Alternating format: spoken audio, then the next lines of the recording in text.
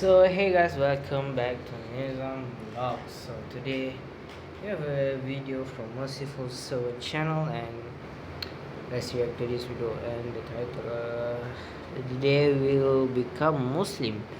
Prophecy of the final war. Oh, it's interesting.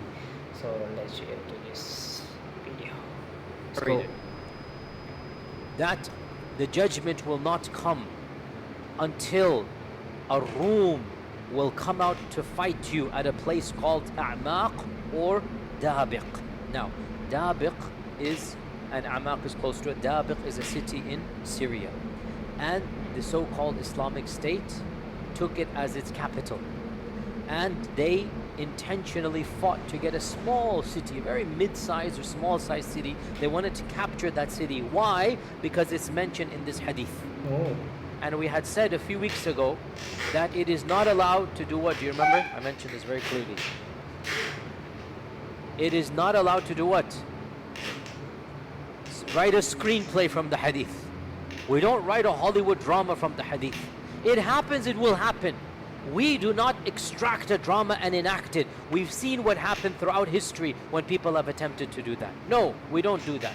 It happens, it will happen. But you don't think you are the one who's going to go do that. We have seen time and time again, people have attempted to do that and it has failed miserably. And one of the most important examples, this is another example of ISIS and Dabiq and whatnot. Another example we mentioned is Juhayman and his takeover of the Kaaba, and he thought he would enact all of the hadith that are mentioned, but he couldn't, because again you have to... By the way, the Juhayman story, I'm sorry guys, but the Juhayman story about I'm not sure, 1978 or 6, one, not sure, but they tried to take over the Kaaba, and they think that in them there is a Mahdi, and his name also Muhammad, and surprisingly his name also Muhammad, and his father name also Abdullah, if I'm not mistaken. And that is what's interesting to hear this news, because I never know this since I was born till 2020. And 2020 I start watching about Mahdi or stuff, and then I know that about this Jumaima. But I'm sorry guys, just pick and choose, just like over here. And anyway, so the hadith goes on that the Romans will come and fight you at a land called Ad-Dabiq, and the best of the people of earth from the city of Medina will leave Medina and fight against them. When they are getting ready for war, lining up for war, listen to this, very cryptic. The Romans will say to the Muslims, leave us with the group amongst you who have forsaken their religion. We want to fight them. Oh. I'll explain. The Muslims will say, La wallahi, we will never leave our brethren and will never abandon them to you. I'll finish the hadith and then explain. So the battle will rage on. The battle will rage on. 1/3 of the Muslims will retreat out of cowardice, and Allah will never forgive them. When the battle gets tough, they will flee, and the Prophet ﷺ said they will never be forgiven. 1/3 will be killed, and they will be the best of shuhada. They stood their ground, they died martyrs, and they will be the best of shuhada. And 1/3 will conquer, 1/3 will win, and they will not be tested. Maybe the test of the grave, maybe the test of the akhirah. They will not be tested. Allah will bless them and they will not be tested. And they, meaning that 1/3, will then conquer Constantinople. Again, we'll explain this in a while. It's a long hadith. You and I couldn't care less about the people of Syria. When they will be dividing their ghanima, after they've hanged their swords on the trees to be oiled, then they will hear Shaitan cry out that Dajjal has appeared amongst your children. Thinking it to be true, they will march to fight the Dajjal, but they will find it to be a lie, and they will reach Bilad al-Sham, Syria, and when they have lined up to pray Fajr, that is when Isa ibn Maryam will come down after the Dajjal has actually come, and he will then lead the Muslims in war and battle. And when Aduwallah, the Dajjal, sees Isa ibn Maryam, he will melt like salt is dissolved in water. And the Prophet ﷺ said, if he were to be left in that state, he would die. But Isa will kill him, and the people will see the blood of Dajjal on the weapon of Isa. End hadith. Now, again, this hadith is very, very cryptic. It mentions many things. First and foremost, it also reiterates the previous concept of a massive war between the Romans and the Muslims. Now, in this hadith, it mentions 1/3 only will die, whereas the previous hadith mentions 99% will die. As I said, it appears there will be multiple battles, not just one. And in some of them, 99%, and in some of them, 1/3. This hadith mentions that this army will conquer Constantinople, whereas the previous hadith does not mention that. So maybe there are multiple wars going on in the world, and that Dajjal's announcement will take place in all of them. Shaitan's gonna frighten the Muslims. Dajjal is here. They're gonna be expecting Dajjal because they're seeing the hadith take place. So Shaitan will use it as a tactic. So maybe multiple groups will run back to Bilad al-Sham, and there they will be with the Mahdi, and the Mahdi will then be leading them in Salah, and Dajjal will actually have come at that point in time, and then Isa will come down as we had mentioned. Another hadith that mentions all of these as well is that the Prophet ﷺ said, the fortress of Muslims on the day of the Malhama, this is where it is mentioned, the Armageddon, the Malhama, will be Ghuta, which is a city near Damashq, one of the best cities in Ash-Sham. This hadith is in Abu Dawood, it is authentic. Three things are mentioned: Ghuta, Damashq, and Bilad al-Sham. Ghuta is a small city, it is still inhabited to this day, and it is maybe an hour or so outside of Damascus, or I don't know exact timing, but somebody, maybe a Syrian brother can tell me, but it's not far from Damascus. When the Prophet ﷺ said this hadith, Damashq, Ghuta, and Bilad al-Sham were the heartland of the Christian Byzantine Empire. This is like somebody saying, oh, Texas, California, these are not lands that belong to Islam. But the Prophet ﷺ predicted that Damashq and Ghuta will be a part of the Ummah. And that when the great Armageddon takes place, I'm translating Malhama as Armageddon. When the great Malhama takes place, the fortress, the base, the camp of the believers will be where? It will be in Ghuta. It will be in the city of Ghuta in Bilad al-Sham. And of course the concept of Bilad al-Sham is mentioned many times in the hadith. The Prophet ﷺ said, hadith is Mustadrak al-Hakim, is authentic, when the fitan occur, Iman will be in Bilad al-Sham.